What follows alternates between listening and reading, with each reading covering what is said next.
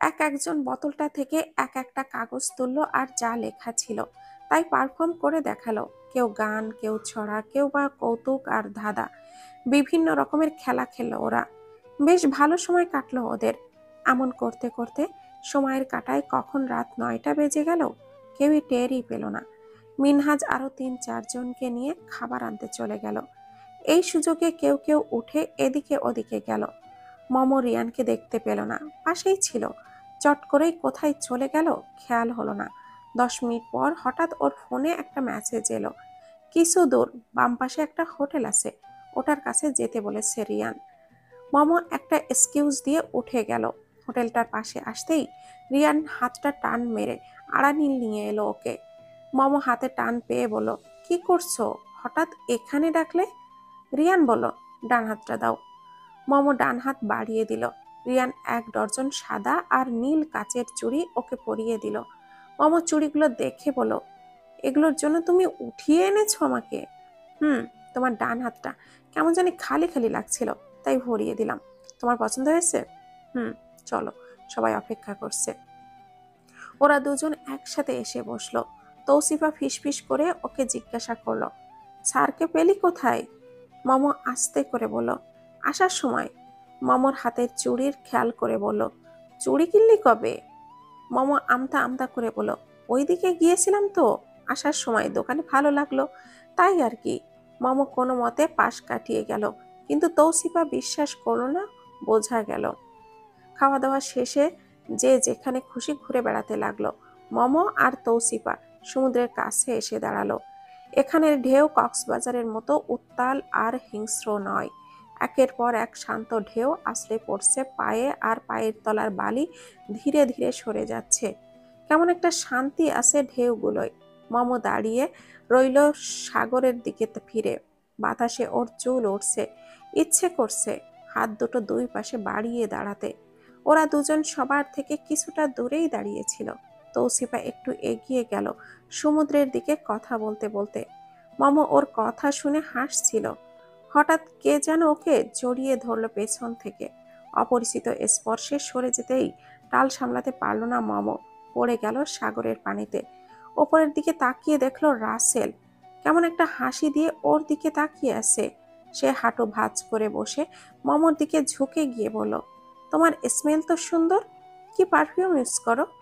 মমর এবার মেজাজ খারাপ হলো, চড় বসিয়ে দিল রাসেলের গালে। অনেক সহ্য করেছে, সবকিছুর একটা লিমিট আছে, শুধরে যাওয়ার সময় দিচ্ছে। কিন্তু সে না শুধরে বরং আরো সুযোগ নিচ্ছে। তৌসিফা পেছন ফিরে রাসেলকে চড় মারতে দেখলো, সাথে সাথে মমর কাছে চলে এলো। রাসেল গালে হাত দিয়ে দাঁত কিরমির করে বলল, তোর সাহস তো কম না, সিনিয়রের গায়ে হাত তুলিস? রাসেল মমর ডান হাতটা শক্ত করে ধরে ওকে এক টান দিয়ে উঠে দাঁড় করালো। ওর হাতের চাপে মমের কয়েকটা কাচের চুড়ি ভেঙে হাতে ঢুকে গেল। রাসেল তাতে ভ্রুক্ষেপ করল না, হিড় হিড় করে টানতে টানতে সমুদ্রের পাড় ঘেঁষে আরো দূরে যেতে লাগলো। তৌসিফা বাধা দিতে চাইছিল, কিন্তু ওকে ধাক্কা দিয়ে ফেলে দিল রাসেল। ওর মাথায় রক্ত চড়ে আসে। মম হাতটা ছাড়াতে চাইছিল, কিন্তু সাঁড়াশির মতো করে হাত ছাড়াতে পারল না। উপায় না পেয়ে দেখে রিয়ান বলে একটা চিৎকার মারল।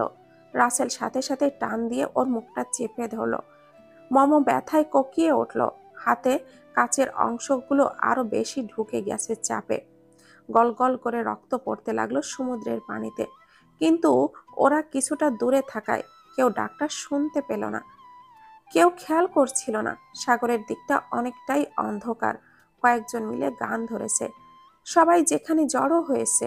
রিয়ান ওদের মাঝে বসে আছে, গানের মাঝেও মমকে খুঁজে বেড়াচ্ছে, কিন্তু ওকে নজরে পড়ল না। তৌসিফা ভেজা শরীরে হাঁপাতে হাঁপাতে কোথা থেকে হুট করে এসে ওদের সামনে ধপাস করে বসে পড়ল। কয়েকজন মেয়ে ওর কাছে এসে বলল, কিরে, কি হয়েছে? বালিতে দৌড়াতে বেশ বেগ পেতে হয়েছে ওকে। কোনো রকম কষ্ট করে হাত দিয়ে ইশারা করে বলল, রাসেল ভাই, মম। সবাই ভাবলো ওদের কোনো বিপদ হয়েছে। মমর নাম শুনে রিয়ান দৌড় দিল সবার আগে। ওদের যত কাছাকাছি যেতে লাগলো তত রিয়ানের কাছে ব্যাপারটা স্পষ্ট হতে লাগলো। সাথে সাথে ওর দৌড়ানোর গতি আরো বেড়ে গেল। মমকে মুখ চেপে ধরে নিতে কিছুটা ঝামেলা পোহাতে হয়েছে রাসেলের। অতিরিক্ত নড়াচড়া করছে, ওর গাল বেয়ে চোখের পানি রাসেলের হাতে এসে ঠেকেছে। মিশকাও ওর মতোই ছিল, বেশ তেজ। পার্টির সবার সামনে চড় বসিয়ে দিয়েছিল। ওকে শাস্তি দিয়েছে, মমকেও দেওয়া দরকার, কিন্তু সেটা অন্যভাবে। জয়েনের পর থেকেই ওর ওপরে আলাদাভাবে নজর পড়েছে রাসেলের। সবার মাঝে সাধারণ কিন্তু অন্যরকম সৌন্দর্য, যা ওকে বারবার টেনেছে। আজকে ওকে দেখে ভেতরটা পাগল পাগল হয়ে গেছে ওকে কাছে পাওয়ার জন্য। তাই সামলাতে পারেনি নিজেকে, গিয়ে জড়িয়ে ধরেছিল। তাই বলে চড় মারবে? হঠাৎ পেছন থেকে কেউ রাসেলের শার্টের কলার খামছে ধরলো। ও পেছনে ফিরে দেখলো কেউ একজন ওর শার্টের কলার খামছে ধরে মাথা নিচু করে হাঁপাচ্ছে। রাসেল তেড়া গলায় বলল, ওই, আর কিছু নেই? আমার শার্ট খামছে, নিঃশ্বাস নিচ্ছিস? দেখছিস না ব্যস্ত? মমো মুখ দিয়ে শব্দ করতে চাইল, কিন্তু সে এতটা চেপে ধরে রেখেছে যে নিঃশ্বাস বন্ধ হয়ে আসতে চাইছে। রাসেল হাতটা সরাতে যেতেই একটা ঘুষি পড়ল ওর মুখে। মমো হাত থেকে ছিটকে পড়ল সামনে। রাসেল বামে সরে গেল ঘুষির কারণে। পড়তে পড়তেও বেঁচে গেল। তেড়ে আসতেই রিয়ানের হিংস্র চোখ ওর চোখে পড়ল। রিয়ান কাছে এসে ওর কলার চেপে ধরে চিৎকার করে বলল, how dare you to touch my woman. তারপর একের পর এক ঘুষি দিতে লাগলো। সবাই আসতে আসতে অনেকটা সময় পার হয়ে গেল। ততক্ষণে রাসেলের নাক মুখ ঘুষিতে ফুলে গেছে। বাধা দিয়েও বিশেষ লাভ হয়নি। বাধা দিতে দিতে উল্টো মারার সময় পানি পায়নি খুব একটা। 2-3টা মেরেছে, তারপরও রাসেলের আংটির ঘষায় রিয়ানের গালের খানিকটা অংশ কেটে গেছে। কিছুটা রক্ত গড়িয়ে পড়ছে, তাও মারা বন্ধ হয়নি। মমো মুখে হাত দিয়ে তাকিয়ে আছে রিয়ানের দিকে। চোখ দিয়ে অনবরত পানি পড়ছে। রিয়ানকে এমন রাখতে ও আগে কখনো দেখেনি। মিনহাজ আর সাদাব এসে রিয়ানকে রাসেলের থেকে সরিয়ে আনলো। রাসেল ঠোঁটের কাছের কাটা অংশটাইতে হাত দিল। জ্বলে উঠল সাথে সাথে, এমনভাবে রইল যেন কিছুই করেইনি।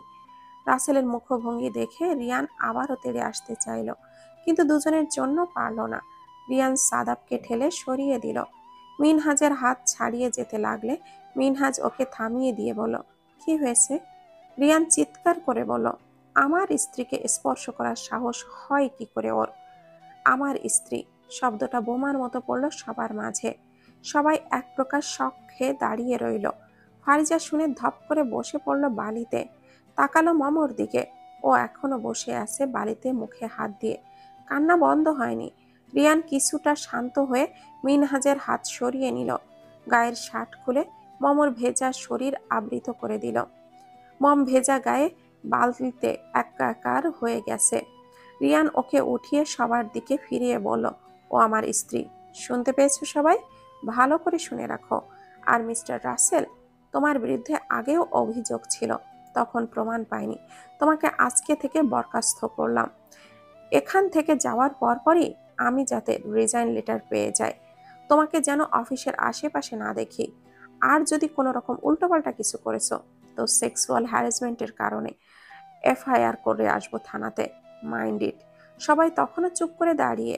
রিয়ান মমকে নিয়ে হাঁটা ধরলো। মমর জুতা ছিঁড়ে গেছে, হাঁটতে পারছে না। রিয়ান ওর জুতা জোড়া নিয়ে ছুঁড়ে ফেলে দিল এই দিকে।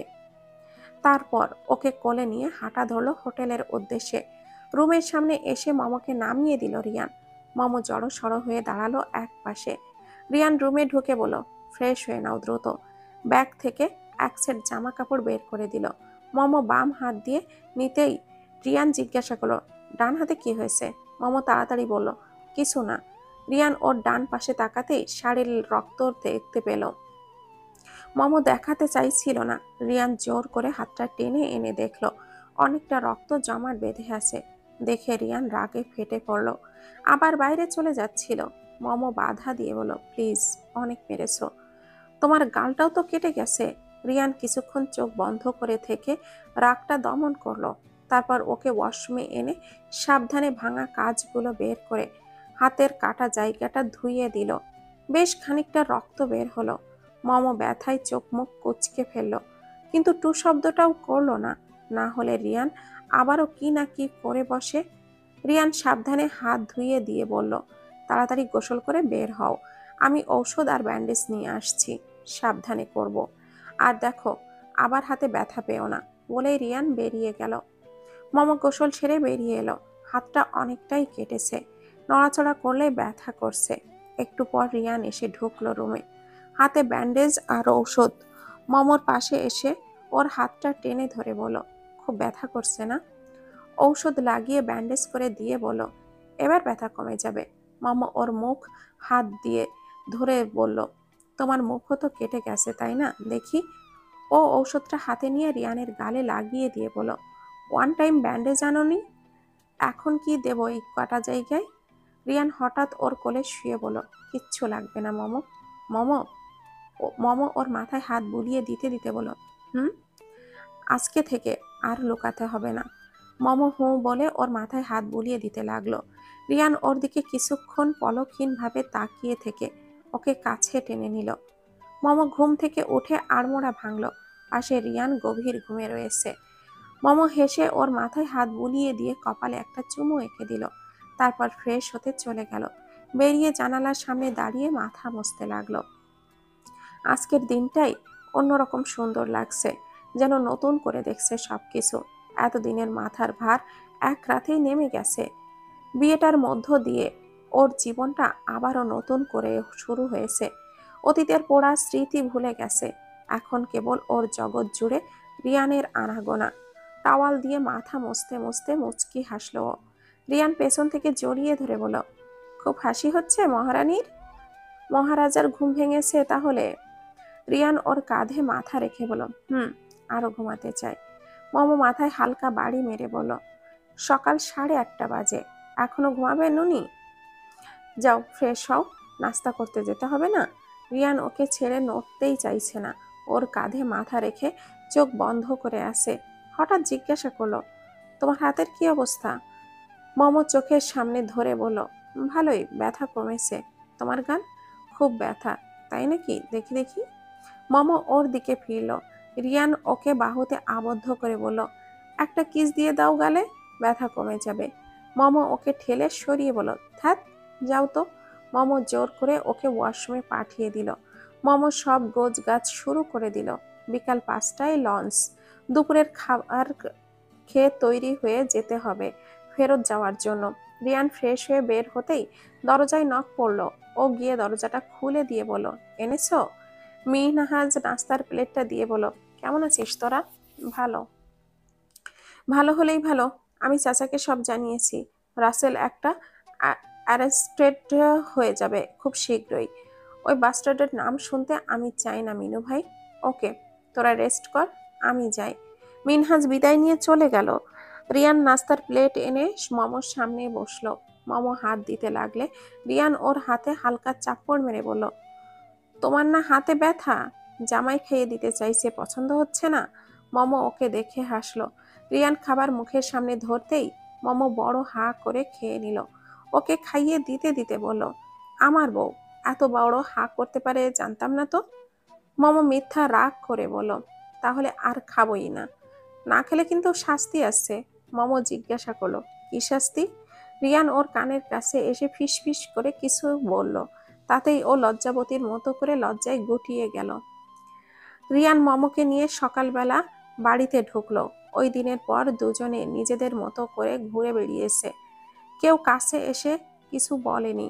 বলতে গেলে অনেকটা ফ্রি স্পেস পেয়েছে দুজনে।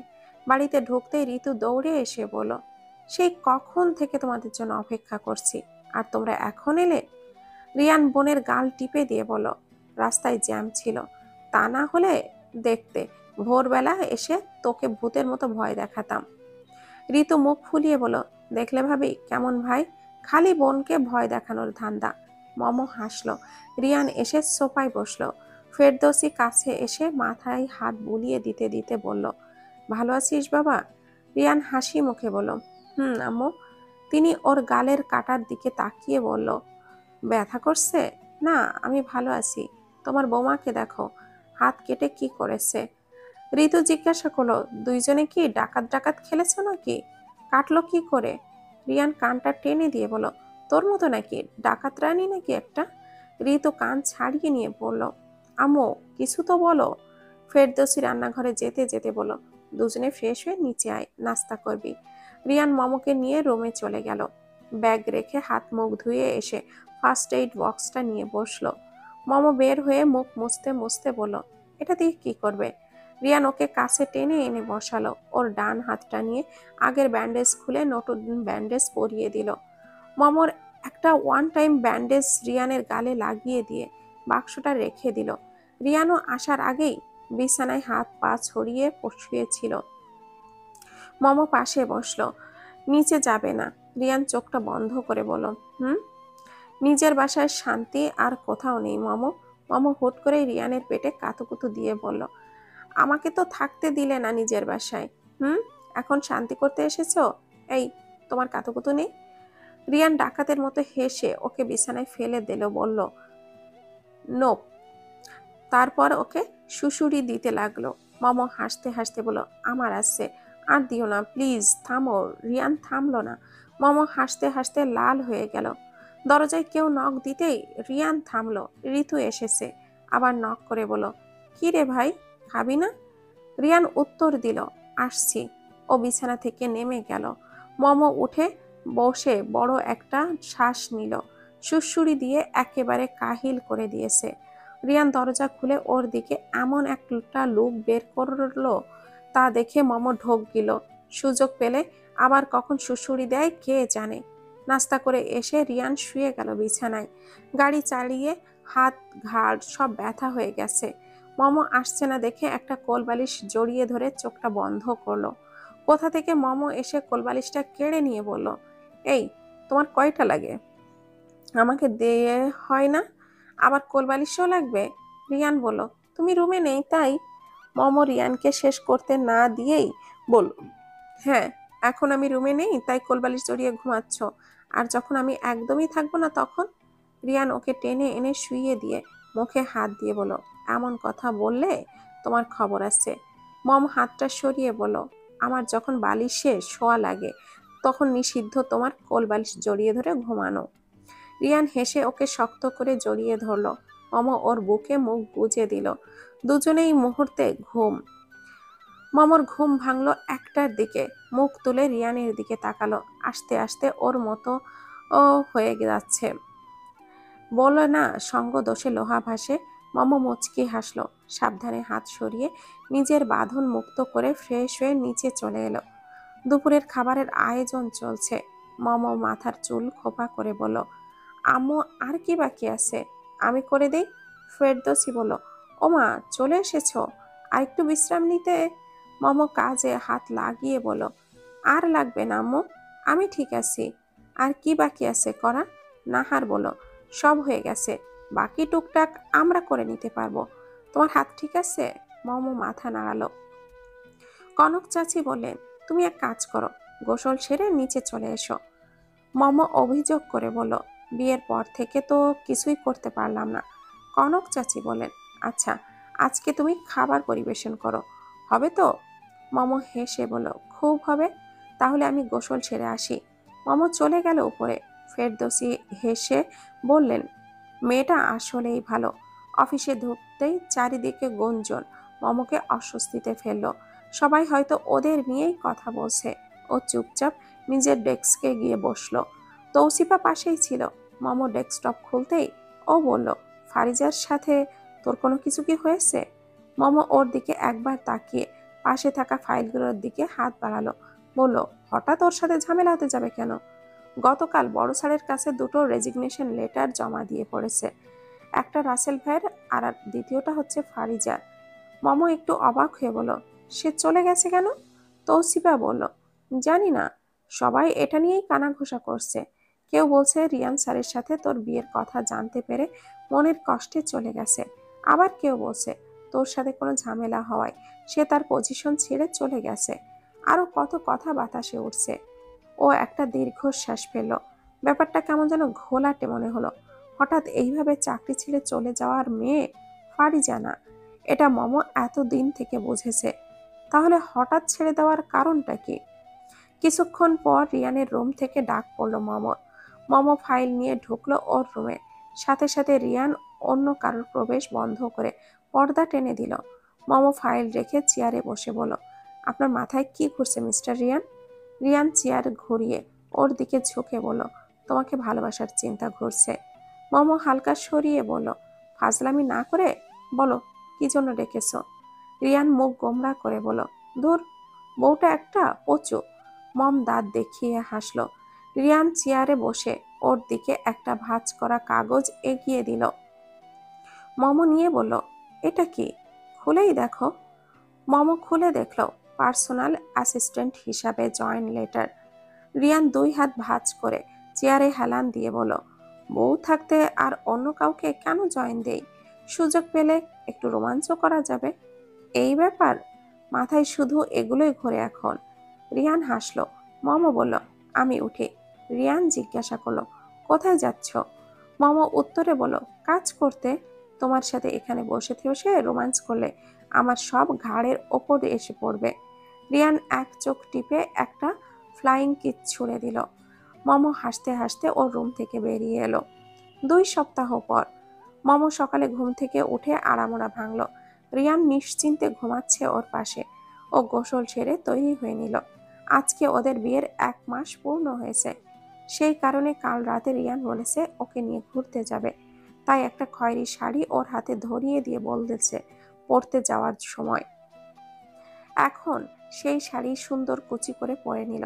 গলায় ওর দেওয়া লকেটটা, কানের ছোট্ট ঝুমকো, হাতের চুড়ি পরল, মাথার চুল খোলা, চোখে কাজল দেওয়া শেষে নিজেকে একবার দেখে নিল কেমন লাগছে।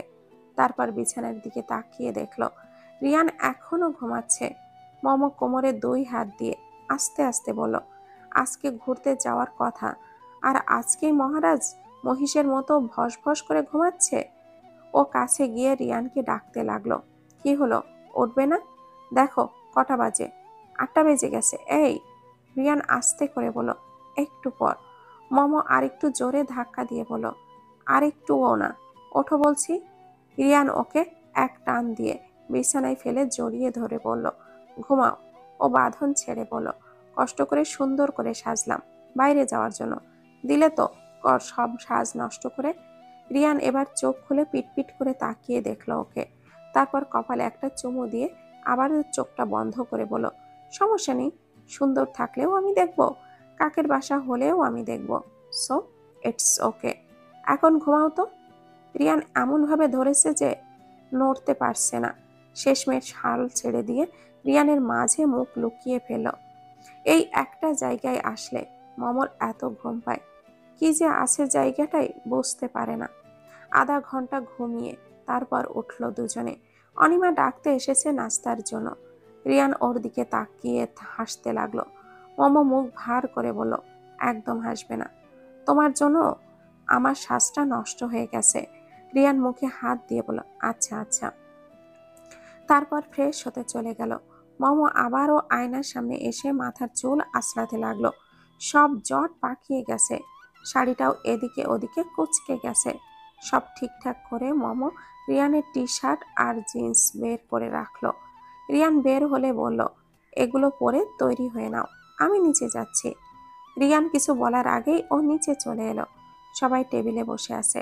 নাস্তা রান্নাঘর থেকে এনে দিচ্ছে ফুলি। মম গিয়ে হাত লাগালো। তুলি ভাবি ওকে মানা করে বলল, কি করছো? কোথাও বের হবে, গিয়ে নাস্তা করবে, তা না করে কাজে লেগে পড়েছ। মম মানা করে দিয়ে বলল, আমি ঠিক আছি, এটুকুই তো। রিয়ান এর মাঝে তৈরি হয়ে চলে এলো। নাস্তা সব আনা শেষ হলে সবাই বসে পড়ল খেতে। ঋতু জুস নিতে নিতে বলল, কোথায় যাবি ভাইয়া? রিয়ান স্যান্ডউইচে কামড় দিতে দিতে বলল, মৈনাঠ যাবো রে ভাবছি। বর্ষা প্রায় চলে এলো, বৃষ্টিও হয়েছে মাঝে মধ্যে, ভালো লাগবে। তারপর দেখি টুকটাক ঘুরবো। নীলিমা বলল, লং ড্রাইভে যাবে তাহলে? কারেক্ট। তারপর সবাই টুকটাক কথা বলে খাওয়া শেষ করলো। রিয়ান আর মম বেরিয়ে পড়লো। ওদের অন্তত 2-3 ঘন্টা লাগবে মৈনাটে পৌঁছাতে। মম জানালা খুলে রেখেছে, বাতাসে ওর চুল উঠছে। ও উৎসুক হয়ে বাইরে তাকিয়ে আছে। রিয়ান বলল, আমাকে কেমন লাগছে বললে না তো? মম ওর দিকে ফিরে বলল, মহারাজাকে তো প্রতিদিনই ভালো লাগে। রিয়ান একটা হাসি দিল। মম বলল, জানো আপু, আমাদের দুই বোনকে নিয়ে একটু আগেই একটা মইনাটে এসেছিল, কি যে মজা হয়েছিল। আসলেই তো, এতদিন হয়ে গেল এখানে তোমাদের দুই বোনের গল্পই করনি। আজকে করব তাহলে। যেদিন গিয়েছিলাম সেদিন সকালবেলা ও ঘুম থেকে উঠে গিয়েছিল আগে, তাই আম্মু আগে ওকে তৈরি করে দিয়েছিল। আমি যখন উঠে দেখলাম ও তৈরি হয়ে গেছে, আমার সে কি কান্না! ভেবেছিলাম আমাকে ফেলে ওরা চলে যাবে। আম্মু এসে অনেক বোঝালো, তাও কান্না থামে না। তারপর আব্বু এসে একটা চকলেট দিতে নাক টানতে টানতে গিয়ে জড়িয়ে ধরলাম। আম্মু আমাকে তৈরি করে দিয়ে নিজে তৈরি হয়ে নিল। তোমাকে কেমন লাগছিল বলো তো? চিন্তা করলে কেমন লাগবে? চোখ দিয়ে আর নাক দিয়ে পানি পড়ছে ভেবেই হেসে ফেলল রিয়ান। মামু রিয়ানকে আস্তে করে একটা চাপড় মেরে হাসতে লাগলো। ওরা 3 ঘন্টা পর ময়নাটে এসে পৌঁছালো। গাড়ি থেকে নামতেই বাতাসের মন জুড়িয়ে গেল। মামু জুতা খুলে পানির কাছে এসে দাঁড়ালো। নদীর ঢেউয়ে পা ভিজে যাচ্ছে। রিয়ানও এসে ওর পাশে দাঁড়ালো। মামু বলল, আমি আর আমার বোনটা ঘাটের কাছে এসে পানিতে পা ভিজিয়েছিলাম, কিন্তু জুতা না খুলে। সেই জন্য যা বকুনি খেয়েছিলাম আম্মুর কাছে। আমি তো পিছলে পড়েও যেতেছিলাম নদীতে। আব্বু থাকায় সময় মতো ধরে ফেলেছিল। রিয়ান ওর হাত ধরে বলল, তুমি পড়ে গেলে আমার বউ কে হতো? মামু হেসে নাক টেনে দিল। দুজনে হাঁটা ধরল। কাইকিং পয়েন্টে যাবে। দুপুর হয়ে গেছে। রিয়ান ওকে নিয়ে ভাসমান রেস্টুরেন্টে গেল। সেখান থেকে খাওয়া দাওয়া শেষ করে বের হতেই মামু বায়না ধরলো নৌকায় চড়বে বলে। কি আর করা, ওকে নিয়ে নৌকা চড়তে গেল। দুজনে উঠে অনেকটা দূর গেল নৌকা বেয়ে। মামু রিয়ানকে বলল, জানো, আমরা দুজনেই নৌকা চড়ার জন্য বায়না ধরেছিলাম। আব্বু টিকিট নিতে আমার আর ওর মধ্যে প্রতিযোগিতা শুরু হয়ে গেল, কে আগে উঠবে। আমাদের এমন করা দেখে আম্মু দিল এক বকা। তখন এত মানুষের মাঝে নাকের চোখের পানিতে এক করে এমন কান্না দিলাম দুজনে। মামু হাসলো। রিয়ান ওকে বলল, ওর নামটাই এখনো জানলাম না। মামু মাথায় হাত বাড়ি দিয়ে বলল, ও এত কিছু বললাম আর ওর নামটাই বলিনি। মৌনি। আমার বোনের নাম ফারজানা আফরিন মৌনি। মৌনি নামটা শুনে একটা বড় ধাক্কা খেল রিয়ান। নৌকা চালানো থেমে গেল। মামু একলা চালাতে পারছে না, পানিতে গোল হয়ে ঘুরছে। মামু জিজ্ঞাসা করলো, কি হলো? নৌকা চালাও, পাড়ে যেতে হবে তো। আমি একলা পারছি না। তাও রিয়ানের কোনো সাড়া পাওয়া গেল না। 5 মিনিট পর রিয়ান নৌকা বেয়ে পাড়ে চলে এলো। নৌকা থেকে উঠে এলো দুজনে। রিয়ান হাঁটা ধরলো সামনের দিকে। মমো তাল সামলাতে পারছে না ওর গতির সাথে। হঠাৎ রিয়ানের কি হলো, মমোর মাথা কাজ করছে না। ও ভিড় সামনে দেখলো রিয়ান গাড়িতে গিয়ে বসে আছে। মমো গাড়িতে গিয়ে বসলো। রিয়ানকে জিজ্ঞাসা করলো, আমরা কি ব্যাক করব? রিয়ান উত্তর না দিয়েই গাড়ি স্টার্ট দিল। সারাটা রাস্তা কোনো কথা হলো না ওদের। বাড়িতে এসেও সোজা রুমে চলে গেল। ফ্রেশ হয়েও বিছানায় শুয়ে রইল। সন্ধ্যায় নাস্তা করতে নামলো না। রুম অন্ধকার করে শুয়ে রইল। রাতে ঘুমানোর সময়ও ওর জন্য অপেক্ষা করলো না। ঘুমিয়ে গেল ওর আগেই। মমো বালিশে মাথা রেখে ওর দিকে তাকিয়ে রইল। রিয়ান চোখের ওপরে হাত দিয়ে শুয়ে আছে। মন মন মমো মন খারাপ করে অন্যদিকে ফিরে শুয়ে গেল। হুট করে রিয়ানের এমন পরিবর্তন ওর চোখ দিয়ে পানি পড়তে লাগলো। গত 2 দিন ধরে রিয়ানের আচরণ একই। মমকে সবসময় এড়িয়ে চলছে। যেমনটা ছিল তার বিপরীত হয়ে গেল মুহূর্তেই। কি এমন হলো যে রিয়ান রাতারাতি পাল্টে গেল? এটা কিছুতেই মম মানতে পারছে না, তবুও ধৈর্য ধরে রইল। বিশ্বাস রাখলো রিয়ান নিজে থেকে এসেই ওকে বলবে। পরশু ওর জন্মদিন। বিয়ের পর এই প্রথম। আগে রিয়ান হলে অনেক এক্সাইটেড থাকতো। এখনের ঠান্ডা রিয়ানকে ও চেনেই না। অফিসের দরকারে টুকটাক কথা হয়, কিন্তু এর বাইরে একটা কথাও ও মুখ দিয়ে বের করে না। এই রিয়ানকে ও চায় না। ও আগের রিয়ানকে ফেরত চায়। সেটা কখন হবে ও বলতে পারে না। রাতের খাওয়া শেষে শরীরটা কেমন যেন খারাপ লাগছিল মামুর। গোলাতে লাগলো। মনে হচ্ছে পেটে থাকবে না খাবার, সব বের হয়ে যাবে। মাথাটা কেমন যেন করছে, মনে হচ্ছে পড়ে যাবে এক্ষুনি। মমো কোনো মতে বিছানায় এসে শুয়ে পড়ল। ঘুমানোর চেষ্টা করতে লাগলো। রিয়ানেও সে শুয়ে পড়েছে আগেই। ঘুমিয়ে গেছে কিনা তা বোঝা যাচ্ছে না। একবার ডাকবে কিনা ভাবলো, পরে বাদ দিয়ে বলল, ভাবলো ঘুমালে ঠিক হয়ে যাবে, কিন্তু 2 মিনিটের মাথায় ওর মুখ ভর্তি বমি চলে এলো। মম দ্রুত ওয়াশরুমে উঠে দৌড় দিল। পেটের সব বের হয়ে যাওয়ার পরও বমির বেগ পাচ্ছে। 10 মিনিট পর ওয়াশরুম থেকে বের হয়ে এলো ওর। শরীরটা ক্লান্ত লাগছে, ভালোও লাগছে না। ও শুয়ে রিয়ানের দিকে তাকালো। বাম হাত যদিও চোখের ওপর, ডান হাত মুষ্টিবদ্ধ করে রেখেছে, তার মানে জেগে আছে। শরীর খারাপ বুঝেও চুপ করে শুয়ে আছে দেখে মম পাশ ফিরে শুয়ে পড়ল। মনে মনে জিজ্ঞাসা করলো, কেন এমন করছো, কি অপরাধে? অফিসের ব্রেকে মম তাড়াতাড়ি কাজ শেষ করে বেরিয়ে গেল একটা কাজে। রিয়ান ডেকেছিল কিন্তু পায়নি। ও এসে যখনই জানতে পারলো তখনই রিয়ানের রুমে চলে এলো। ঢুকেই বলল, আমাকে ডেকেছো? রিয়ান খানিকটা মেজাজ দেখিয়ে বলল, কোথায় থাকো? কাজের সময় খুঁজে পাওয়া যায় না? গতকালকে যে ডিলটা হয়েছে তার মিটিং যে 3:30টায়, আমাকে বলেছ? একটু আগে মিনু ভাই এসে বলে গেল। কোনো প্রিপারেশন নেওয়া হয়নি আমার। এখন কি বলবো ওখানে গিয়ে? ভুলে গিয়েছিলাম। কি মনে থাকে? এই সামান্য কাজও যদি ভুলে যাও? মম একটা ফাইল এগিয়ে ওর টেবিলে রেখে বলল, এখানে সব তৈরি করা আছে, বলেই বেরিয়ে গেল। রিয়ান খুলে দেখলো মম সব সুন্দর করে ওর জন্য গুছিয়ে ফাইল তৈরি করে দিয়ে গেছে। একবার চোখ বোলালেই হবে। রিয়ান ফাইলটা বন্ধ করে ছুঁড়ে মারল টেবিলে। মাথায় হাতটা দিয়ে চেয়ারে হেলান দিয়ে নিজের উপরে হওয়া রাগটাকে কমানোর চেষ্টা করতে লাগলো। রাতের খাওয়া শেষে মম তাড়াতাড়ি এসে শুয়ে গেল। শরীরটা আজকেও ভালো নেই। অফিসে থাকতেই 2বার বমি হয়েছে। শরীর এখনো দুর্বল লাগছে। এক পাশ ফিরে চোখটা বন্ধ করে শুয়ে রইল। একটু পর রিয়ান আসার শব্দ শোনা গেল। ও দরজা মেরে ফ্রেশ হয়ে বিছানায় উঠে বসলো। আজ 3 দিন পর মমকে পেছন থেকে জড়িয়ে ধরল রিয়ান। ওর ছোঁয়া পেয়ে মমর কান্না চলে এলো, তাও ওর দিকে ফিরল না। রিয়ান ওর চুলে মুখ ডুবিয়ে আছে। হঠাৎ মমর মনে হলো রিয়ান নিঃশব্দে কান্না করছে।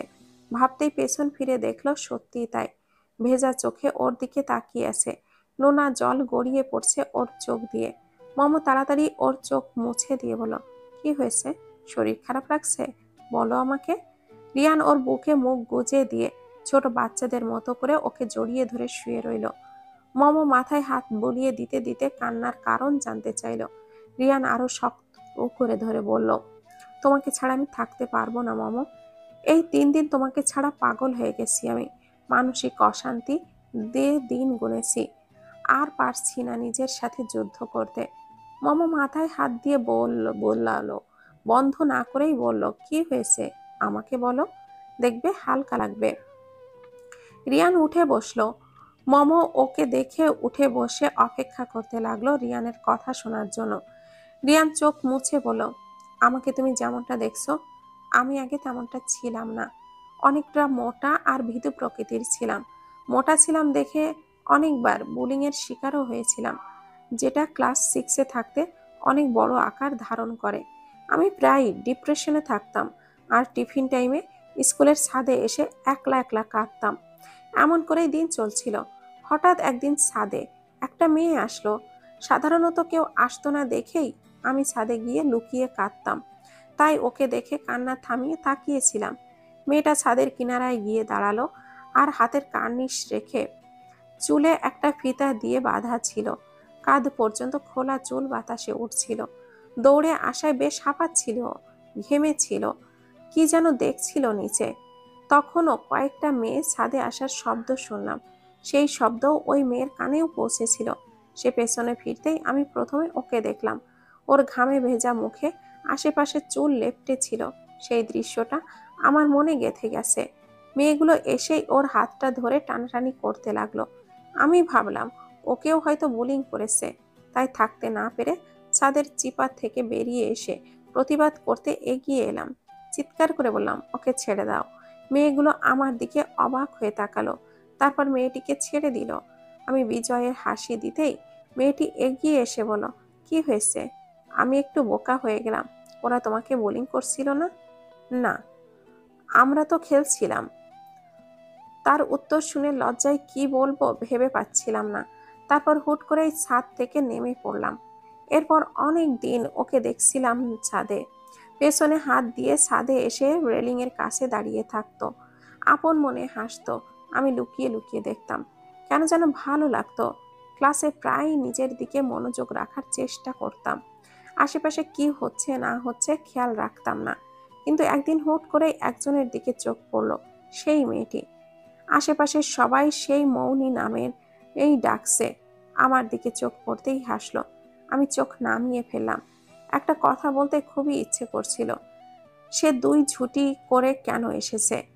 তাকে খোলা চুলেই ভালো লাগে, কিন্তু বলা হয়ে ওঠেনি। সেই দিনই ছাদে আমি বসেছিলাম তার অপেক্ষায়। এদিকে ওদিকে উঁকি মারছিলাম। দেখলাম সে ছাদে উঠল। আমি দেওয়ালের পেছনে লুকিয়ে গেলাম। সে ধীর পায়ে এগিয়ে এসে আমার সামনে দাঁড়িয়ে বলল, আর কত লুকিয়ে থাকবে? তখন ওর চুল খোলা, বাতাসে ওর চুল উঠছে।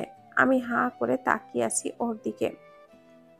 আমার তাকিয়ে থাকা দেখে ও হেসে ফেলল। এরপর থেকে আমাদের কথা বলা শুরু। ক্লাসে কখনো ওর সাথে কথা হয়নি। চোখে চোখ পড়লে হাসতো শুধু। আমিও এগিয়ে গিয়ে কথা বলতাম না, যদিও আমার জন্য ওকে বুলিং হতে হয়। যা কথা হতো ছাদেই, টিফিন পিরিয়ডে। একবার মন খারাপ করে বসেছিলাম। সিনিয়র ভাইরা আমাকে মোটা বলে হাসাহাসি করছে বলে আমার কান্না পাচ্ছিল। তখন পাশ থেকে কেউ একজন বলল, আবার কান্না করছো? তাকিয়ে দেখলাম মৌনি। আমি চোখ মুছে বললাম, ভাইরা আমাকে নিয়ে আজকেও আবার হাসাহাসি করছে, টিফিনের টাকা নিয়ে গেছে। মৌনি আমার পাশে বসে বলল, তুমি সুযোগ দিচ্ছ বলেই তো করছে। তারপর পেটে একটা গুঁতো দিয়ে বলল, ফাইট ব্যাক ইডিয়েট কোথাকার। এভাবে পালালে ওরা আরো সুযোগ পাবে। বোকা রসগোল্লাটা। ওর কথা শুনে আমি হাসলাম। রেখেছিলাম ওর কথা, ঘুরে দাঁড়িয়েছিলাম। কিন্তু সেদিনের পর হুট করেই হারিয়ে গেল ও। ক্লাসে দেখতাম না, ছাদেও আসতো না, কিন্তু ওর ছাপ আমার ভেতরে রয়ে গেল। ধীরে ধীরে বুঝতে শুরু করলাম আমি ওকে পছন্দ করে ফেলেছি। সময়ের সাথে অনুভূতিটা বাড়তে লাগলো, কিন্তু ওর আসল নামটা ভুলে গেলাম। ওকে আমি এলোকেশি ডাকতাম। সেটা মনের মধ্যে গেঁথে রইল। এতগুলো বছর আমি ওকে খুঁজে বেরিয়েছি। যদি আর একবার দেখা হয়। তারপর তোমার সাথে দেখা অফিসে। অবাক হয়ে তাকিয়েছিলাম। চেহারায় তেমন পরিবর্তন হয়নি এত বছরেও। কেবল যেন ম্যাচুরিটি এসেছে। তাই সহজে চিনতে পারলাম। নিজেকে প্রশ্ন করলাম, এত সহজে কি করে খুঁজে পেলাম? তারপর তোমার সাথে বিয়ে হতেই যেন আনন্দের সাগরে ভেসে গেলাম। কিন্তু বুঝতে পারিনি এতদিনের গড়ে তোলা সকল অনুভূতি তোমার বোনকে ঘিরেছিল। তাই ওই দিন নামটা শুনতে একটা ধাক্কা খেয়েছিলাম। হুট করে মনে পড়েছিল সেই মেয়েটির নাম ছিল মৌনি, মম নয়। তাই নিজের সাথে যুদ্ধ করে আজ হেরে গেছি। এত বছর দূরের একজনের জন্য তৈরি করা অনুভূতি কাছের মানুষের অনুভূতির কাছে হেরে গেছে। তোমাকে নিজের অজান্তেই ভালোবেসে ফেলেছি মম। রিয়ান একটানা বলে এসে থামল। মম ওর দিকে চেয়ে রইল। রিয়ান ভেবেছিল মম অনেক অবাক হবে, কিন্তু তার বদলে উঠে গিয়ে ড্রেসিং টেবিল থেকে কি যেন এনে ওর সামনে এসে বলল, দেখি বাম হাতটা দাও তো। রিয়ান হাতটা বাড়িয়ে দিল। মম একটা ফিতা ওর অনামিকায় ফুলের মতো করে বেঁধে দিয়ে বলল, মেয়েটা যে এইভাবে তার মাথার ফিতাটা খুলে বেঁধে দিয়েছিল, সেটা ভুলে গেছো? জানো ফিতাটা তোমাকে দিয়ে দেওয়ার মেয়েটার চুলগুলো বাতাসে এলোমেলো হয়ে গিয়েছিল, আর বাসায় গিয়ে আম্মুর কাছে বকা খেয়েছিল। রিয়ান অবাক হয়ে ওর দিকে তাকিয়ে রইল। মম বলল, তুমি হয়তো জানতে না, সেই স্কুলে দুইজন যমজ বোন পড়তো। একজন ক্লাস 6-এ আর আরেকজন ক্লাস 5-এ। যে ক্লাস 6-এ পড়তো সে ছিল মৌনি। সব সময় মাথায় দুই ঝুঁটি করে রেখে যেত। আর যে ক্লাস 5-এ পড়তো সে ছিল মম। মাথার চুলগুলো খোলা রেখে একটা ফিতা দিয়ে বেঁধে রাখতো। তাই তার সাথে রসগোল্লার কেবল টিফিন পিরিয়ডে দেখা হতো। তখনই কথা হতো, বুঝলে মিস্টার রসগোল্লা? রিয়ান ওর দিকে চেয়ে আছে, চোখ ভিজে এসেছে। এক ফোঁটা গড়িয়ে পড়তেই মম হাত দিয়ে মুছে বলল, আমরা দুজনই ক্লাস 5-এ ভর্তি পরীক্ষা দিয়েছিলাম, কিন্তু আমি টিকতে পারিনি, মৌনি টিকেছিল। তাই পরবর্তীতে বছর আমাকে আবার পরীক্ষা দিতে হয়। সেই বছর আমি টিকে যাই, কিন্তু এক বছর গ্যাপে পড়ে যাওয়ায় মৌনির সাথে। সত্যি বলতে, তোমাকে প্রথম দেখার পর থেকেই আমি রোজ টিফিন পিরিয়ডে ছাদে যেতাম খেলা বাদ দিয়ে। বুঝতাম তুমি আমাকে লুকিয়ে দেখছো, ভাবতেই হাসি পেত, কিন্তু কখনো সাহস করে এগিয়ে এসে কথা বলিনি। তাই একদিন নিজেই সাহস জুগিয়ে এগিয়ে এসেছিলাম কথা বলতে। তোমার হাসিটাই আমাকে বারবার তোমার কাছে নিয়ে আসতো। তুমি মোটা হলেও তোমার হাসি যেমন ছিল আজও তেমনই আছে। তবে সেই রসগোল্লা যে তুমি সেটা খেয়াল করনি। আজ না বললে তো জানতেই পারতাম না। আমাকে এলোকেশী নাম দিয়েছিলে বলে কখনো আসল নাম জানতে চাওনি। মমও বলিনি, আমি আর বলিনি। তোমার নামটাও আমি জানতাম না। কি অদ্ভুত না? কিন্তু আমাদের বন্ধুত্ব হয়ে গিয়েছিল। কেউ জানলে হাসবে। চলো, চলে গিয়েছিলে কেন না বলে বন্ধুকে ছেড়ে? মম দীর্ঘশ্বাস ফেলে বলল, তার পরের দিনই আম্মু আর মৌনি গাড়ি অ্যাক্সিডেন্ট করে। আম্মুকে পাওয়া গেলেও মৌনিকে খুঁজে পাওয়া যায়নি। আম্মুকে বাঁচানোর চেষ্টা করা হয়েছিল, কিন্তু লাভ হয়নি। আর মৌনিরও খোঁজ পাওয়া যায়নি। কেবল ওর কাঁধে থাকা ব্যাগটা পাওয়া গিয়েছিল রক্তাক্ত অবস্থায়। তাই সবাই ধরে নিয়েছে ও আর বেঁচে নেই। এরপরই আব্বুর মানসিক অবস্থা খারাপ হতে থাকে, সেই সাথে পারিবারিক অবস্থাও। স্কুলে ফি বেশি হওয়ায় আমাকে অন্য স্কুলে ভর্তি করায়। সেখান থেকেই আজ আমি এখানে। রিয়ান হঠাৎ ওকে জড়িয়ে ধরল। মম ওর পিঠে হাত বুলিয়ে বলল, আগে সব বললে এই কয়দিন অযথা কষ্ট পেতে হতো না, ইডিয়েট। এজন্যই বলে স্বামী স্ত্রীর মধ্যে লুকোচুরি থাকতে নেই। রিয়ান ওর ঘাড়ে মুখ গুজে দিয়ে বলল, হুম, তোমার ইডিয়েট জামাই। মম বলল, এই, আমার শ্বশুরই লাগছে। রিয়ান ওকে আরো শক্ত করে ধরে বলল, লাগুক। তারপর ঘড়িতে টিকটিক শব্দ করতেই ফিসফিস করে ওর কানের কাছে বলল, হ্যাপি বার্থডে মম। মম ওকে সরিয়ে দিয়ে বলল, আমার গিফট কই? রিয়ান মজা করেই বলল, লাগবে নাকি? মম ওর বুকে হাত মুঠো করে বাড়ি দিয়ে বলল, লাগবে না মানে? তাহলে আমার ফিতা ফেরত দাও। ও রিয়ানের হাত থেকে ফিতাটা নেওয়ার জন্য কাড়াকাড়ি করতে লাগলো। রিয়ান বলল, তুমি যখন আগে আমার হাতে ফিতা লাগিয়ে দিয়েছিলে তখন ইচ্ছে করছিল তোমার গালে। মম চোখ সরু করে কোমরে হাত দিয়ে বলল, থেমে গেছো কেন? কি বলছিলে শেষ করো। রিয়ান বলল, কিছু না কিছু না। মম রাগ করে বলল, কিছু না মানে? আমার গাল নিয়ে কি ভেবেছিলে বলো? বলছি বলবো না, করে দেখিয়ে দিচ্ছি। বলে ওর গালে ঠোঁট জোড়া আলতো করে ছুঁয়ে দিল। সাথে সাথে মমর মুখ কান সহ লাল হয়ে গেল।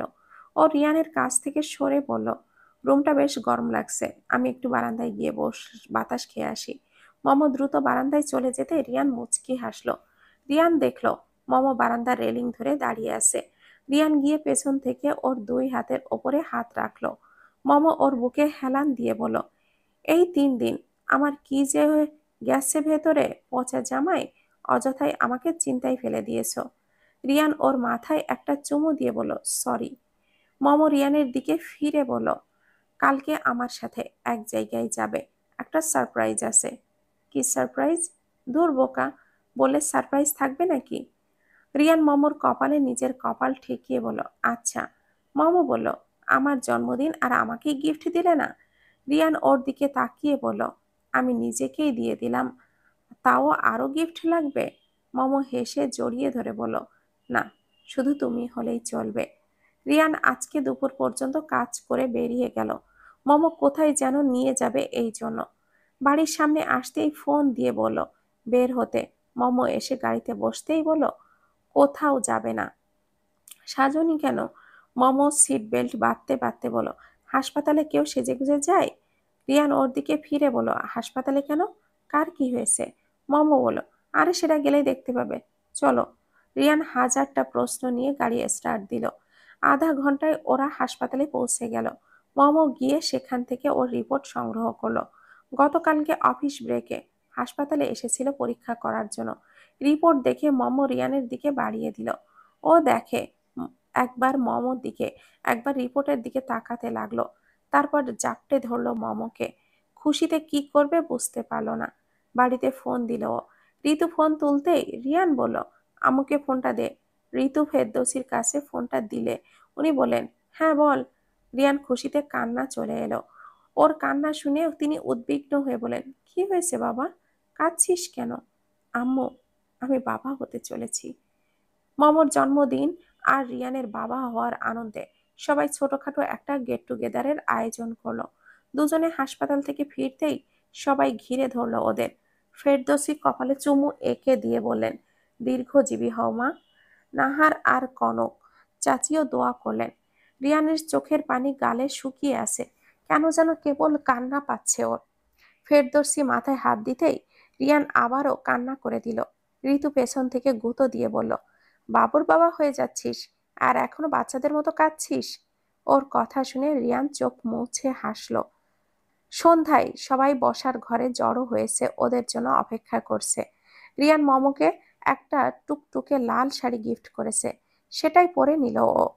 তারপর রিয়ানকে ধরলো সাজিয়ে দেওয়ার জন্য। ও আগে কখনো কাউকে সাজায়নি, তাই সাজানোর সময় বারবার জিজ্ঞাসা করতে লাগলো মমকে। সাহায্যের শেষে গহনা পরিয়ে দিয়ে বলো, হয়েছে? মম আয়নায় নিজেকে দেখে নিয়ে বলল, হুম, এখনো বাকি। রিয়ান ওকে ভালো করে দেখে বলল, কোথায় বলো তো? মম রিয়ানের গলা জড়িয়ে ধরে গালে একটা চুমু দিয়ে বলল, এবার হয়েছে। ঠোঁটের রংটা একটু গাঢ় ছিল বলেই হেসে ফেলল ও। রিয়ানের গালে ছাপ বসে গেছে ওর ঠোঁটের। রিয়ান আয়নায় দেখে বলল, দিছো তো, বেশ করেছো। এখন এভাবেই থাকবে এটা গালে। আমি মুছবো না, সবাই দেখবে আমার বউ আমাকে কত ভালোবাসে। মম সাথে সাথেই বলল, এই না না, আসো মুছে দেই। কিন্তু রিয়ান ওকে দিল না। বলেছি না এটা থাকবে, এটা আজকে আমার সাজ। মম মুখ গোমড়া করে বলল, যাও, তোমার সাথে কথা নেই। রিয়ান আলমারি খুলে বলো, বলো তো কোন পাঞ্জাবিটা পরলে আমাকে আমার লাল টুকটুকে বইয়ের পাশে মানাবে? জানি না। রিয়ান ওর সামনে হাঁটু গেড়ে বসে বলল, অপর গালেও আরেকটা কিচ করে দাও, তাহলে ঠিক মতো সাজটা হবে। মম অন্যদিকে মুখ ঘুরিয়ে নিল। রিয়ান হেসে বলল, বইয়ের দেওয়া গিফট কি করে মুছে বলো? এত সুন্দর সুন্দর গিফট দিচ্ছে, আমার তো খুশিতে পাগল হয়ে যেতে ইচ্ছে করছে। মম হালকা ধমকে বলো, চুপ, ইডিয়েট জামাই একটা। এদিকে আসো, লজ্জা নেই একেবারে। মম রিয়ানের মুখ চেপে ধরে ওর শাড়ির আঁচল দিয়ে মুছিয়ে দিল দাগটা গাল থেকে। রিয়ান ওকে আরো রাগানোর জন্য বলল, পরের বার ঠোঁট দিয়ে দিও ওকে বউ। মম চোখ রাঙিয়ে গটগট করে হেঁটে রুম থেকে বেরিয়ে গেল। নিচে গিয়ে দেখলো পুরো রুম বেলুন দিয়ে সাজানো হয়েছে, সবাই সুন্দর করে সেজে গুজে রয়েছে। ও সিঁড়ি দিয়ে নামতেই অনিমা নীলিমা ওর হাত ধরে নিয়ে এলো কেকের কাছে। ঋতু বলল, দেখো আমুরা মিলে কত সুন্দর করে কেক বানিয়েছে। মম বলল, আসলেই সুন্দর হয়েছে। মম সবার সাথে কথা বলছে। রিয়ান আসলেই কেক কাটবো ওরা। এমন সময় রায়হান সাহেব বাকিদের নিয়ে ঢুকলো বাড়িতে। মম দেখেই দৌড়ে গিয়ে জড়িয়ে ধরলো। রায়হান সাহেব ওর মাথায় হাত বুলিয়ে দিয়ে বললেন, কেমন আছিস মা? ভালো, তুমি? খবরটা শুনে আমার কি আর খারাপ থাকা চলে? তোর জন্য একটা বড় গিফট আছে। কি গিফট আব্বু? কই ভেতরে আয়।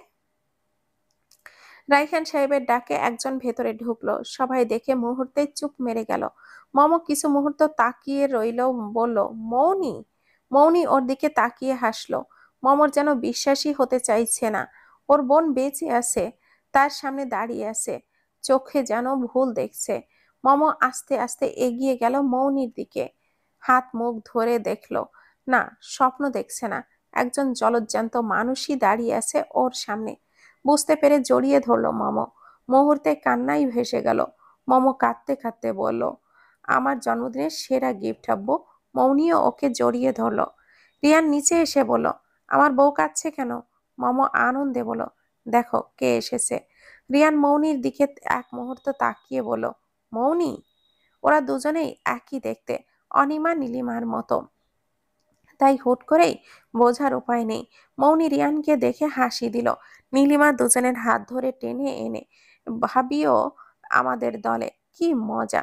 নিক্ষণ বলল, চলো আজকে কেক কাটবে, তারপর সব গল্প হবে। সবাই মমকে নিয়ে টেবিলের সামনে গেল। রিয়ান মমর পাশে গিয়ে দাঁড়ালো। মৌনি দাঁড়ালো রিয়ানের পাশে। মম কেক কাটতেই সবাই হাততালি দিল। ও একজন একজন করে খাওয়াতে লাগলো। মম মৌনিকে খাওয়ালো। মৌনি ওকে অবাক করে দিয়ে অর্ধেকটা খেয়ে বাকিটা ওর হাত থেকে নিয়ে রিয়ানের মুখের সামনে ধরলো। ব্যাপারটা একটু কেমন লাগলেও মম কিছুই বলল না। রিয়ান মৌনির দেওয়া কেকটা নিয়ে নিজে না খেয়ে, আগে তোমার বোনকে খাওয়াও, ওর জন্মদিন, বলেই এড়িয়ে গেল। মৌনি কিছুটা মনক্ষুণ্ণ হলেও ও কেকটা মমকে খাওয়ালো। খাওয়া দাওয়া শেষে সবাই গল্প করতে বসলো। বিশেষ করে মৌনি কিভাবে ফিরে আসলো সেই কাহিনী শোনার জন্য সবাই মুখিয়ে আছে। মৌনি বলল, আমার আর আম্মুর অ্যাক্সিডেন্ট হওয়ার পর আমাকে একটা হসপিটালে নেওয়া হয়। সেখানে ট্রিটমেন্টের পর জানা যায় যে আমার সাময়িক মেমোরি লস হয়েছে, যার কারণে আমার অনেক কিছুই মনে নেই। এরপর এক দম্পতি আমার অ্যাডাপ্ট করে। দীর্ঘ 12 বছরে আস্তে আস্তে সব মনে পড়েছে। আগের বাসায় গিয়ে দেখলাম আব্বু বাসা পাল্টে ফেলেছে। অনেক খুঁজে তারপর কদিন আগেই খোঁজ পেয়ে সাথে সাথে চলে এসেছি। সবাই শুনে সমবেদনা জানাতে লাগলো। মম ওকে জড়িয়ে ধরে বলল, তাহলে কদিন আমার কাছে থাকুক না আব্বু? রাহিয়ান সাহেব কিছু বলার আগেই রাকিব হাসান বলেন, মম যখন চাইছে ও থাকুক, তাহলে মমরও ভালো লাগবে। এই সময় মন ভালো থাকাটা জরুরি। রাইহান সাহেব সব শুনে না করলেন না। রাতের খাওয়া দাওয়া শেষে সবাই চলে গেল। আর মোড়া ভাঙতেই রিয়ান বলল, তোমার ক্লান্ত লাগছে। মম ভেতরে উত্তর দিল, একটুখানি। রিয়ান সাথে সাথেই ওর হাতটা ধরে বলল, চলো রুমে, বিশ্রাম নেবে। মমকে নিয়ে উপরে চলে এলো। ওদের পেছনে পেছনে মৌনিও উঠে এলো। ওরা দরজাটা বন্ধ করে দিয়েছে। মৌনি ওদের রুমের বাইরেই চরকি কাটছে। ফুলি পানির জগ নিয়ে রওশন আরার ঘরের দিকে যাচ্ছিল। ওকে পায়চারি করতে দেখে বলো, কিছু লাগবে মৌনি আফু? মৌনি এমন ভাবে তাকালো যে ফুলি ভয়ে আর কিছু না বলেই চলে গেল। 1 সপ্তাহ কেটে গেল। মৌনি এখনো ওদের বাড়িতেই আছে। এর মধ্যে অনেক কিছুরই পরিবর্তন হয়েছে। বাড়ির সকল ভাই বোনেরা মৌনির ফ্যান হয়ে গেছে। ছোট থেকে বুড়ো সবাই ওর প্রশংসায় পঞ্চমুখ। মম অফিস থেকে আসলেই ওর প্রশংসা শুনতে থাকে প্রায়। সব কথাই মৌনির নাম। বিশেষ করে বাচ্চা মেয়েগুলোর মুখে মৌনি বেশ ভালো আসর জমাতে পারে। মম এটা ভালোই জানে। ছোটবেলা থেকেই ওকে দেখে আসছে। ভীষণ চটপটে ছিল। সবাই ওকে পছন্দ করেছে দেখে বেশি খুশি হলো ও। শুক্রবার দুপুরে খাওয়া শেষে মম খাবার গোছগাছ করছিল রান্নাঘরে। সবাই বাইরে বাগানে গেছে, সেখানে বসে গল্প করবে। ফুলি আস্তে আস্তে মমর কাছে এসে বলল, মম ভাবি, আর আপনার বোন আর কতদিন থাকবে? মম হেসে বলল, কেন? ফুলি গলা নামিয়ে বলল, আপনার বোন কেমন জানি? কেমন? আপনারা যখন রাতে ঘুমাতে যান তখন আপনাদের ঘরের বাইরে অনেকক্ষণ ঘুর ঘুর করে, পায়চারি করে, আর কি যেন ভাবে। রোজ দেখি। কিছু বলতে গেলে খুব খারাপ ভাবে তাকায়। আমারে খুব খারাপ ভাবে বকে। একদিন বিছানা ঝাড়তে গেছি, তার ফোন বিছানায় ছিল, আমি টেবিলে রাখতে গেছি, আমারে একটা চড় মাইরা হাত থেকে ফোনটা নিয়ে গেল। মৌনি এমন করছে ভাবতে পারছে না মম। ওকে তো সবার সাথে হাসি খুশি দেখেছে, তাহলে ফুলির সাথে এমন করবে কেন? ও ফুলিকে বলল, আমি দেখছি। ফুলি ভয় পাওয়া গলায় বলল, আপনি কাউরে বইলেন না, তাহলে মৌনি আপু আবার আমারে মারবো। মম আশ্বস্ত করে নিজের রুমের দিকে পা বাড়ালো। রিয়ান রুমে খাওয়ার পর মমর ঔষধ নিয়ে বসে থাকে প্রত্যেকবারই, তাই গেছে। তারপর দুজনে একসাথে নিচে যাবে। দরজার কাছে যেতেই কারোর কথার শব্দ শুনতে লাগলো। ভেতরে গিয়ে দেখলো মৌনি রিয়ানের শরীর ঘেঁষে বসে কথা বলছে। রিয়ান শুধু মাথা নাড়িয়ে হা হু করছে। ও যেখানে যাচ্ছে মৌনিও পেছনে পেছনে ঘুরছে আর খুব কাশ ঘেঁষে দাঁড়াচ্ছে। ব্যাপারটা দেখলে যে কেউই দৃষ্টিকটু বলতো। মম রুমে ঢুকে জিজ্ঞাসা করলো, কি হয়েছে মৌনি? মৌনি একটু সরে এসে বলল, জামাইবাবুর সাথে একটু গল্প করতে এলাম। এমন রসহীন মানুষের সাথে সংসার করিস কি করে রে? কথাই বলে না। মম হেসে বলল, যে যেমন তার জামাই তো তেমনই হবে। মৌনি একটা হাসি দিয়ে বলল, ঠিক। আমি নিচে যাই, সবাই আমাকে ফেলে গল্প করে ফেলেছে। মৌনি নিচে চলে গেল। মম রুম গোছাতে গোছাতে বলল, কি বলছিল ও? রিয়ান ওর হাতে ঔষধ ধরিয়ে দিয়ে বলল, ও কি কি পারে তাই বলছিল। কি রান্না করতে পারে, কি কাজ করতে পারে, এই সব। মম চুপচাপ ঔষধ খেয়ে নিল, কিছুই বলল অফিস না। টাইমে রিয়ানের ফোন এল। দুপুরের খাবারের পর ফেরদৌসী বেশ অসুস্থ হয়ে পড়েছেন। তাকে নিয়ে সবাই হাসপাতালে যাচ্ছে। শুনেই ও তাড়াতাড়ি বেরিয়ে এসে মমকে বলল, শুনো, তুমি অফিসটা সামলাও, আমি আসছি। মম জিজ্ঞেস করল কোথায় যাচ্ছ। আম্মু হঠাৎ অসুস্থ হয়ে পড়েছে, হাসপাতালে নিয়ে গেছে। আমিও যাব। দুইজনে চলে গেলে সমস্যা। আমি যাচ্ছি, তুমি অফিসের কাজ শেষ করে এসো। ওকে। মম মাথা নাড়ল। ওর খুব যাওয়ার ইচ্ছে হচ্ছিল, কিন্তু রিয়ান ওকে নিয়ে যাবে না, তাই খানিকটা মন খারাপ করল। রাতে তাড়াতাড়ি কাজ শেষ করে হাসপাতালে চলে গেল মম। গিয়ে শুনল প্রেশার অনেক ফল করেছিল, শরীরে রক্তও কম, তাই রক্ত দিতে হয়েছে। ঋতু মমকে জড়িয়ে ধরে বলল, জানো ভাবি, কোথাও রক্ত পাওয়া যাচ্ছিল না। মৌনি আপু রক্ত না দিলে কি যে হতো? মম জিজ্ঞেস করল কোন ব্লাড গ্রুপ আম্মুর? AB positive. মম একটু অবাক হল। ও জানে মৌনির বি নেগেটিভ। বি নেগেটিভ হয়ে এবি পজিটিভকে কি করে রক্ত দিল? মম ডাক্তারের চেম্বারে গেল। ডাক্তারের সাথে কথা বলে জানতে পারল ওরা মৌনির রক্ত পরীক্ষা করে তবেই ফেরদৌসিকে রক্ত দিয়েছে। আর মৌনির রক্ত এবি পজিটিভই ছিল। মম মাথায় হাজার চিন্তা নিয়ে বেরিয়ে এল। একজন মানুষের অ্যাক্সিডেন্টের পর কিভাবে রক্তের গ্রুপ বদলে যেতে পারে, এটা বেশ ভাবাচ্ছে ওকে। রিয়ান ওর কাছে এসে বলল, তুমি এখানে? সবার কাছে শুনলাম তুমি এসেছ, তাই খুঁজছিলাম। কি হয়েছে? এমন চিন্তিত লাগছে কেন? আম্মু ভালো আছে। শুনোনি? শুনেছি। চলো যাই। মম বেশ চিন্তায় থাকলেও সেটা বাইরে প্রকাশ করল না। রিয়ানের সাথে ফেরদৌসিকে দেখতে গেল। স্যালাইন আর ব্লাড চলছে। মম গিয়ে পাশে বসে হাত ধরল। তাতে তিনি চোখ মেলে তাকালেন। মম জিজ্ঞেস করল, এখন কেমন লাগছে আম্মু? তিনি অভিযোগ করে বললেন, এখন কেন এসেছ? যখন খারাপ ছিলাম তখন তো আসনি। এখন আর জেনে কি করবে? মম রাগ ভাঙানোর চেষ্টা করে বলল, আমি কি করব? তোমার ছেলেই তো আসতে দিল না। জিজ্ঞেস করো। ফেরদৌসি তাও মুখ ফিরিয়ে রাখলেন। মম জিজ্ঞেস করল, আচ্ছা, তোমার ছেলেকে বলো কালকে আমাকে ছুটি দিতে অফিস থেকে।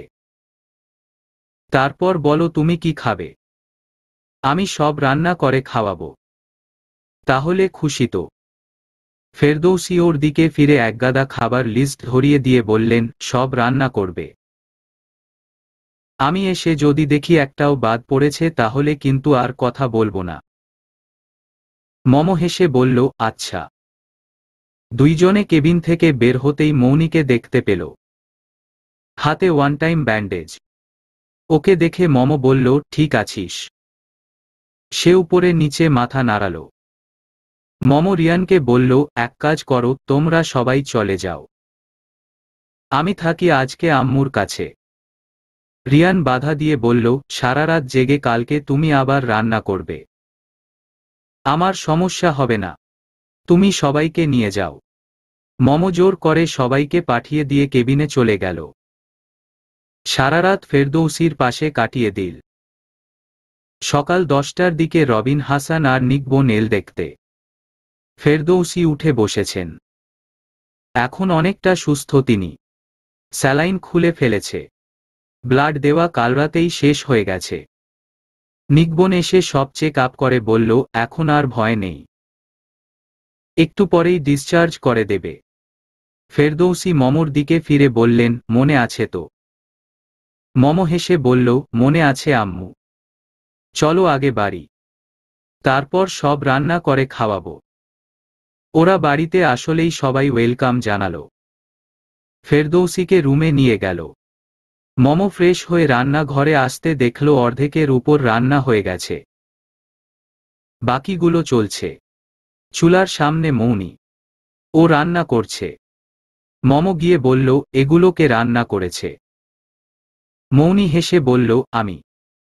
শুনলাম আন্টি নাকি এগুলো খেতে চেয়েছে, তাই ভাবলাম তুই সারা রাত ওখানে থেকে আবার এখানে এসে কষ্ট করবি, তাই করে ফেললাম। মম এক মুহূর্ত তাকিয়ে থেকে কিছু না বলে চুপচাপ চলে এল রুমে। দুপুরে খেতে বসে ফেরদৌসী বললেন, এগুলো কে রান্না করেছে? মম করেছে তো মনে হচ্ছে না। মৌনি বলল, আমি আন্টি। সারারাত তো কষ্ট করল ও। আপনার কাছে ছিল, তাই ভাবলাম আমি রান্না করি। ফেরদৌসী মমর দিকে তাকালো। মম চুপচাপ খেয়ে চলছে, কোনো দিকে না তাকিয়ে। সবার আগে খেয়ে গিয়ে বিছানায় শুয়ে পড়ল ও। কয়েকজন ডাকতে এলেও সবাইকে বলল, শরীর ভালো লাগছে না। তাই পরে আর কেউ বিরক্ত করতে এল না। সন্ধ্যা নামতেই রিয়ানকে রুমে দেখে খানিকটা অবাক হলো মম। বলল, তুমি এ সময়? রিয়ান কোট খুলে এসে ওর পাশে বসে কপালে শরীরে হাত দিয়ে বলল, তোমার নাকি শরীর খারাপ, তাই তাড়াতাড়ি চলে এলাম। মম বলল, তেমন কিছু না। আচ্ছা, মৌনিকে রান্নার কথা কে বলেছে? রিয়ান বলল, গতকালকে আসার পর আমাকে জিজ্ঞেস করেছিল রান্নার কথা। আমরা যে কথা বলছিলাম তাই জানতে চেয়েছিল। আমি বলেছিলাম। তখন জিজ্ঞেস করল কি কি রান্না করতে হবে। আমিও বলে দিলাম। কেন, কি হয়েছে? ও সব রান্না করেছে আজ। তাহলে তো ভালোই। তোমার উপর চাপ পড়েনি। মোটেই ভালো না। আম্মু আমার রান্না খেতে চেয়েছিলেন, আমি খাওয়াতে পারিনি। নিশ্চয়ই রাগ করে আছেন অনেক। মমর চোখে পানি। রিয়ান ওকে বুকে টেনে বলল, আরে ধুর পাগলি, মেয়ের উপর মা কখনো রাগ করে? আম্মু রাগ করেনি। মম মুখ গুজে রইল। একটু পর সরে এসে বলল, আমি একটু শুব। তুমি ফ্রেশ হয়ে নাস্তা করে এসো। তুমি যাবে না? আমার ইচ্ছে করছে না। প্লিজ যাও। মম শুয়ে পড়ল। ওকে আর ঘাটালো না রিয়ান। ফ্রেশ হয়ে নিচে চলে এল। নিচে সবাই মৌনির রান্নার প্রশংসা করছে। ঋতু ওকে টেনে সোফায় বসাতে যাচ্ছিল। রিয়ান মানা করে বলল, আমি উপরে চলে যাব নাস্তা নিয়ে। ফুলি আমাকে নাস্তা দে। মৌনি হাত ধরে টানতে টানতে বলল, চলো না জামাইবাবু, একসাথে নাস্তা করব সবাই। রিয়ান খানিকটা গরম হয়ে বলল, তোমার বোন অসুস্থ, তার খবর না নিয়ে তুমি আমাকে নাস্তা করতে টানছ? এতটুকু মায়া নেই বোনের প্রতি? ওর রেগে যাওয়া দেখে মৌনি খানিকটা পিছিয়ে গেল। চোখে পানি চলে এলোর। নাহার বললেন, আহা, মেয়েটাকে বকছিস কেন? তোর জন্যই তো বলল। রিয়ান চুপ করে রইল। রুমের লাইট জ্বলতেই মম বলল, লাইট জ্বালিয়েছ কেন? লাইটটা অফ করো। কারো গলায় মম ডাক শুনে চোখের উপর থেকে হাত সরালো মম। ফেরদৌসী ওর কাছে এসে বসলেন। মম উঠে বসতেই বললেন, আরে উঠছ কেন? তোমার না শরীর খারাপ? না আম্মু, আমি ঠিক আছি। আমি কালকে বাচ্চাদের মতো রাগ করেছিলাম, তাই তুমি কালকে রাতে আমার সাথে ছিলে। এখন আমার জন্য তোমার শরীর খারাপ? না না আম্মু, আমিই তো আপনার কথা রাখতে পারিনি। থাক, ভালোই হয়েছে এই শরীর নিয়ে রান্না না করাই। আমিও যে কি করি। মম হঠাৎ বলল, সরি আম্মু। ফেরদৌসী ওর চোখে পানি দেখে মাথায় হাত বুলিয়ে দিলেন। মম জিজ্ঞেস করল, আপনি রাগ করেননি তো আম্মু? তিনি হাত বুলাতে বুলাতে বললেন, আরে না। এই নাও, হা করো তো, নাস্তাটা খেয়ে নাও। মম বলল, আপনি আনতে গেলেন কেন? তিনি হেসে বললেন, মেয়ের মন খারাপ ভাঙাতে। মম হাসল। কয়েকদিন পর মম অফিস শেষে হাসপাতালে চলে এল। আজকে রিয়ানকে বলে হাফ টাইম করল। একটা রিপোর্ট নেওয়ার আছে, তাই কাজ শেষ হতেই দ্রুত বেরিয়ে পড়ল। রিপোর্টটা খুলতেই মম ফোন খুলে মৌনিকে মেসেজ করে বলল, আজকে আমি আসতে পারবো না। তোর জামাইবাবুকে বলিস তো। মৌনি সাথে সাথে মেসেজ সিন করে বলল, তুমি বলো। মম রিপ্লাই দিল, আমি একটা জায়গায় এসেছি, এখানে নেটওয়ার্ক ভালো না, যে কোনো মুহূর্তে চলে যেতে পারে, বলে দিস। লিখেই ডাটা অফ করে দিল। একটা জায়গায় যাওয়া লাগবে ওর, তারপর বাড়িতে ফিরবে ঠিক সময়ে।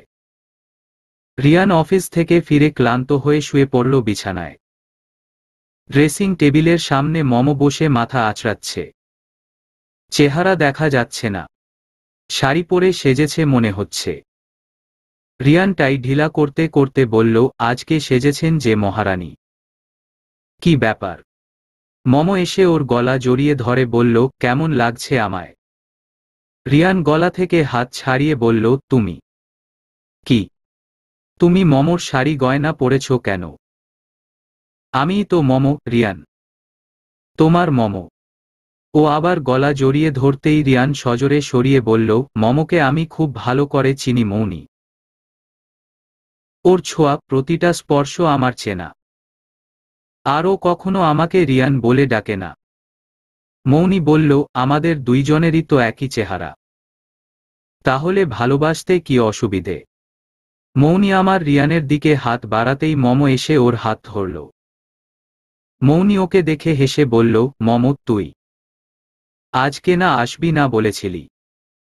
তা তো বলেছিলাম, কিন্তু না আসলে এসব কাহিনী তাহলে মিস করতাম। রিয়ান বলল, কোথায় ছিলে তুমি? আর মৌনি তোমার শাড়ি গয়না পরে আছে কেন? মৌনি হেসে বলল, আরে জামাইবাবু, আমি তো পরীক্ষা করছিলাম তোমাকে, তুমি আমাদের আলাদা করতে পারো কিনা। কেমন অভিনয় করলাম বলো তো? মম বলল, তুমি খুব ভালো অভিনয় জানো ফারিজা। শুনে মৌনি বলল, ফারিজাকে? মম একটা অন্যরকম হাসি দিল ওর দিকে তাকিয়ে। তারপর বলল, আপনারা ভেতরে আসতে পারেন। দুইজন পুলিশ কনস্টেবল এসে ঢুকল রুমে। মম তাদের বলল, ওকে নিয়ে নিচে যান। তারা মৌনিকে টানতে টানতে নিয়ে যেতে লাগল। মৌনি বারবার বলতে লাগল, আমাকে নিয়ে যাচ্ছেন কেন? রিয়ান বাঁচাও, রিয়ান। রিয়ান মমকে জিজ্ঞেস করল, কি হয়েছে মম? পুলিশ কেন? নিচে চলো, সব জানতে পারবে। বসার রুমে সবাই বসে আছে। মৌনি মাথা নিচু করে আছে, দুই হাতে হাতকড়া পরানো। পুলিশ বসে আছে ওর পাশে, সাথে পরিবারের সবাই। রায়হান সাহেব আর খালা খালুও ছুটে এসেছেন মমর ফোন পেয়ে।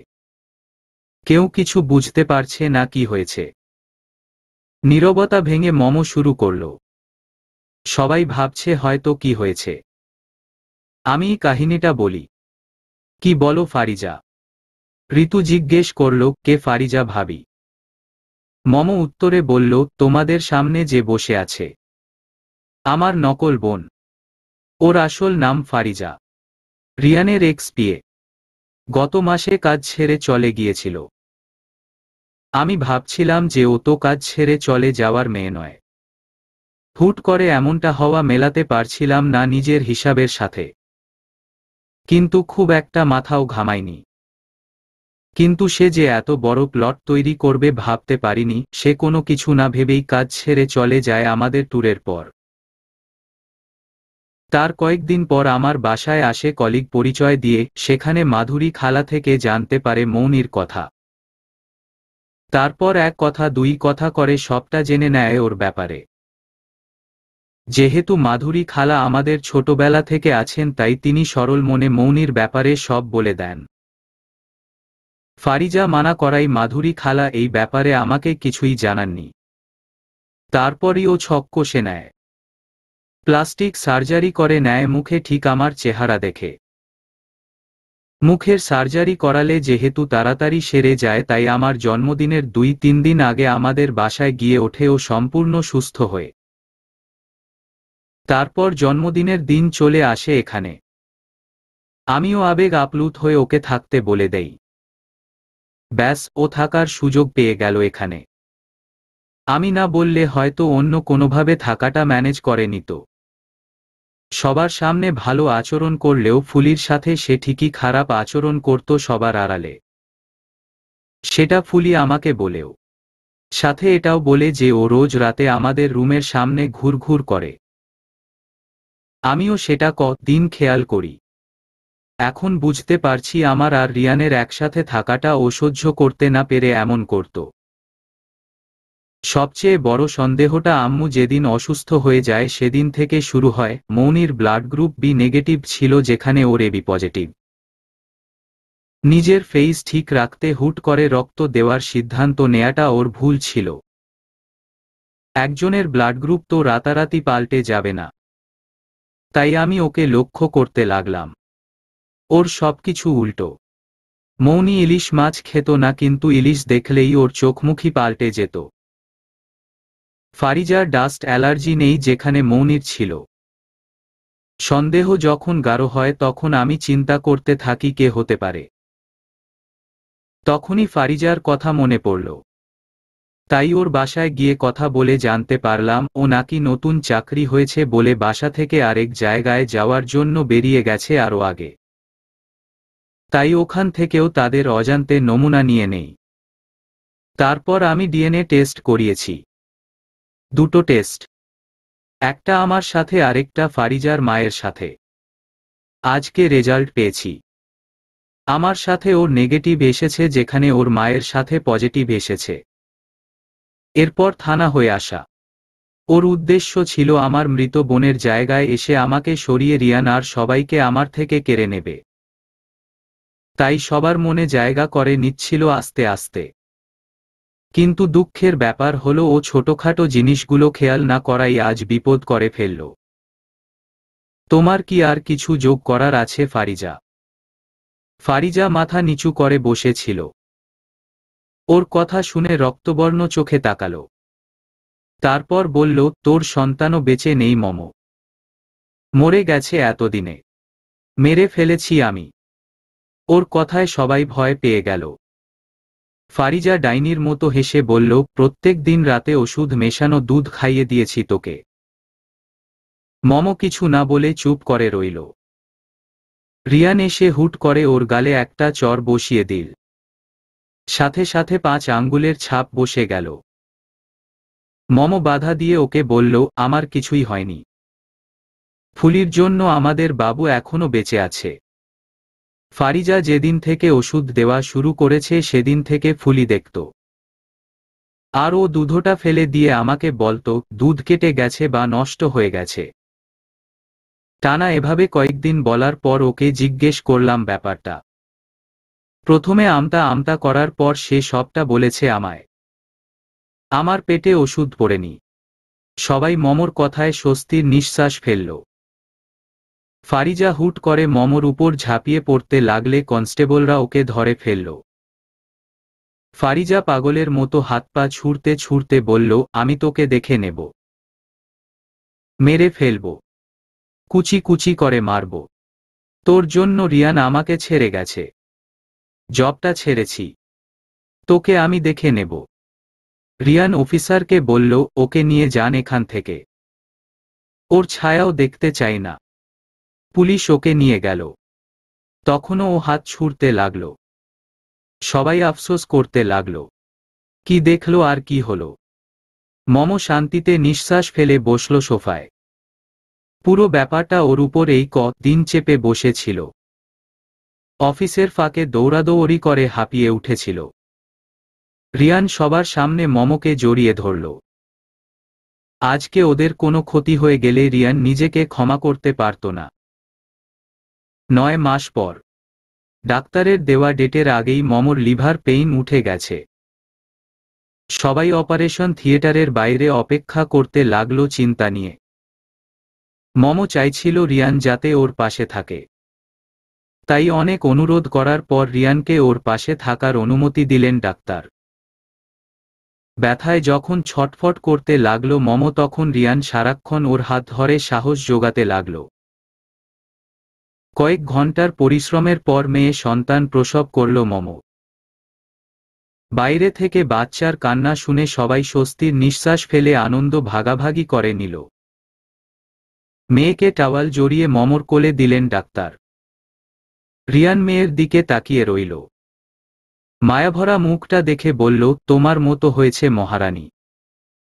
মম হেসে বলল, গালে যে তোমার মতোই টোল আছে মনে হচ্ছে। রিয়ান হাসল। সাথে সাথে ওর গালে টোল পড়ল। মম রিয়ানকে কাছে টেনে কপালে কপাল ঠেকিয়ে বলল, ওকে নিয়ে আমাদের নতুন জীবনের অধ্যায় শুরু।